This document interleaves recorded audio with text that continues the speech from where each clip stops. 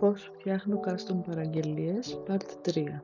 Τα Part 1 και 2 θα τα βρείτε στο προφίλ μου στο TikTok και στο Instagram.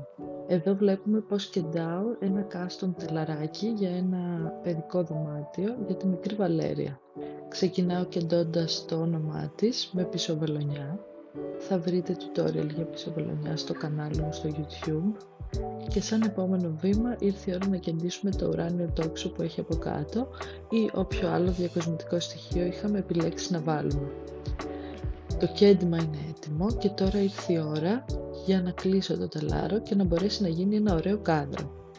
Η διαδικασία κλεισίματος τελάρου παίρνει αρκετή ώρα, ωστόσο προτιμώ να την κάνω κάθε φορά όσο καλύτερα μπορώ, γιατί έτσι έχουμε το πιο άρτιο αποτέλεσμα και ένα επαγγελματικό και όμορφο κάδρο για το δωμάτιο.